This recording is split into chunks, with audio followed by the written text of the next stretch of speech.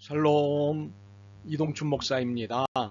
오늘도 여러분의 삶이 주님의 평안으로 가득하시길 기원하며 하나님의 말씀을 나누겠습니다. 오늘 주시는 말씀은 전도서 9장 7절에서부터 12절의 말씀입니다. 이 말씀 중에 11절과 12절을 읽겠습니다. 내가 다시 해 아래에서 보니 빠른 경주자들이라고 선척하는 것이 아니며 용사들이라고 전쟁에 승리하는 것이 아니며 지혜자들이라고 음식물을 얻는 것도 아니며 명철자들이라고 재물을 얻는 것도 아니며 지식인들이라고 은총을 입는 것이 아니니 이런 시기와 기회는 그들 모두에게 임함이니라.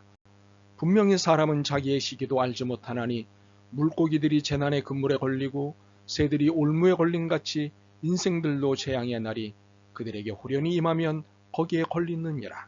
아멘. 전도서 9장 7절부터 12절 말씀을 본문으로 천국의 우승꾼 나그네 라는 제목으로 말씀을 나누도록 하겠습니다. 전도서 기자는 구절의 인생을 헛된 평생, 헛된 날이라고 묘사합니다.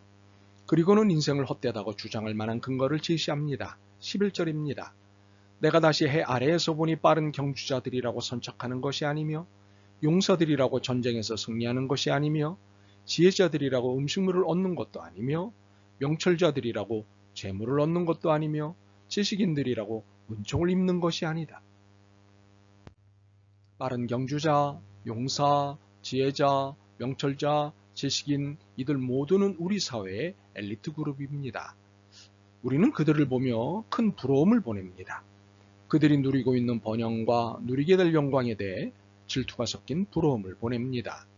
그러나 전도서 기자는 우리의 이런 태도를 여지없이 무너뜨리는 발언을 합니다. 그들이라고 다 번영과 영광을 얻는 것이 아니다고 합니다.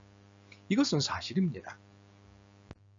전도서 기자는 한 번 더 우리의 선입견을 무너뜨립니다. 12절입니다. 물고기들이 재난의 그물에 걸리고 새들이 올무에 걸린 같이 인생들도 재앙의 날이 그들에게 호련히 임하면 거기에 걸리느니라. 물고기는 물을 잘 알고 새는 하늘을 잘 압니다. 그럼에도 그들은 물에서 죽고 하늘에서 죽습니다. 이것은 사실이고 이것이 인생입니다. 가장 높은 것도 허무하고 가장 큰 것도 허무하고 가장 힘센 것도 허무합니다. 허무하지 않은 인생은 없습니다. 인간의 노력은 어느 순간 무위로 돌아가기 때문입니다. 그래서 인생이 재미가 없다며 푸념하곤 합니다. 그러나 인생은 허무하지만 가치가 있습니다. 인생은 우리의 노력과 기대와는 달리 전혀 반대의 결과를 가져올 때가 많습니다.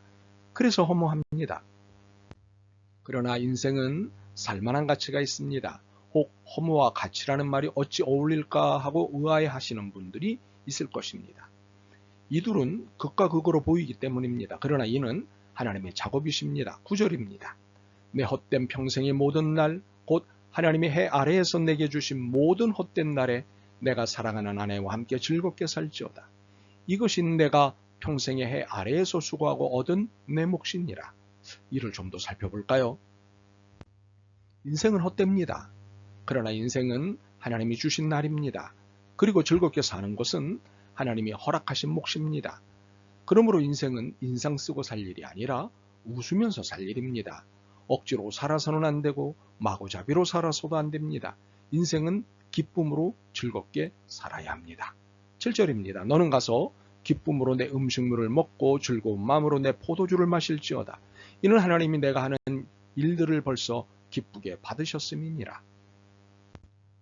우울하게 사는 것은 하나님이 원하시는 바가 아닙니다. 비록 인생이 헛된 것이긴 하지만 우울하게 살 일은 아닙니다. 하나님이 살게 하신 날들을 감사하며 기쁘게 살아야 합니다. 그렇다고 이를 이중적 삶이라고 해석하지 마십시오.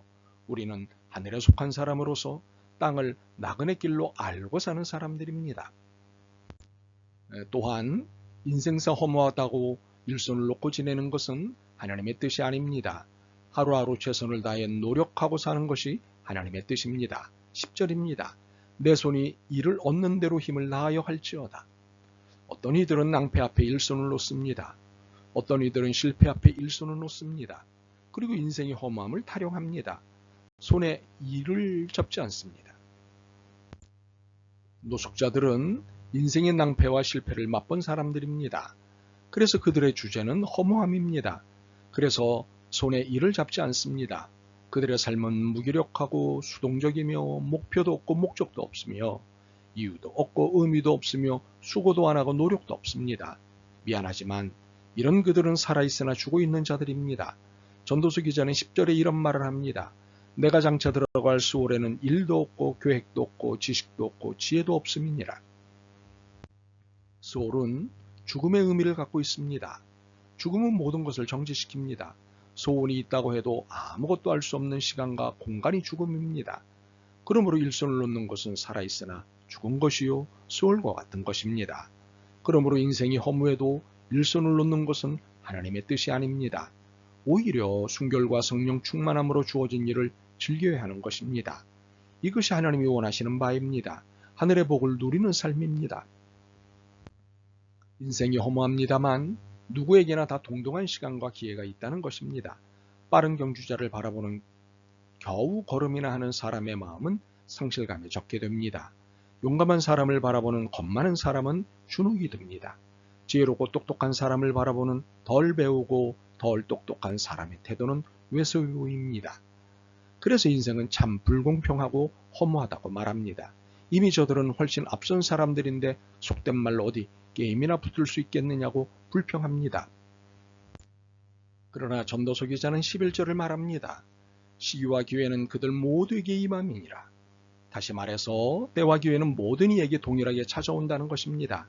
앞섰다고 늘 앞서 있는 것이 아니고 승리했다고 영원한 승자가 아니고 음식과 재물을 확보했다고 영원히 자신의 것이라고 볼 수 없으며 은총이 몇몇 사람에게 독점되는 것이 아니라는 것입니다. 그렇게 생각하는 사람이 있다면 이는 11절 말씀의 의미를 다시 새겼으면 좋겠습니다. 혹시 한번 승자는 영원한 승자라는 생각을 갖고 있는 사람이 있다면 12절을 큰 소리로 읽어볼 것을 권합니다. 분명히 사람은 자기의 시기도 알지 못하나니 물고기들이 재난의 그물에 걸리고 새들이 올무에 걸린 같이 인생들도 재앙의 날이 그들에게 호련히 임하면 거기에 걸리느니라. 세상에는 영원한 것도 완전한 것도 없습니다. 그러므로 영원하시고 완전하신 하나님을 의지해서 살 일입니다. 우리 모두에게는 시간과 기회가 동등하게 주어져 있습니다. 이는 이 세상에 목을 매지 말라는 말씀입니다. 세상엔 영원한 승자도 영원한 패자도 없다는 것을 깨닫게 하시는 것입니다. 그러므로 불평해서는 안 됩니다. 오로지 주어진 인생에서 즐겁고 기쁘게 살아야 합니다. 이것이 하나님의 뜻이고 우리에게 할당된 인생의 몫입니다. 그러므로 인생은 허무하지만 살만한 가치가 있습니다. 그러므로 우리는 낙관적 허무주의자입니다. 우리의 인생은 나그네의 삶이지만 천국의 웃음꾼입니다. 아멘. 주님, 인생이 불공평하다며 불평했습니다. 자신의 인생을 평가절하하며 주님을 원망했습니다. 그러나 이 모든 비교와 열등감, 그 어떤 잘남과 우월함도 모두 헛된 것임을 깨달았습니다. 인생이 주님의 은총으로 살만한 인생임을 깨달았습니다. 이것을 잊지 않게 하옵소서. 예수 그리스도의 이름으로 기도드립니다. 아멘. 오늘도 여러분의 믿음과 삶을 응원합니다. 사랑합니다.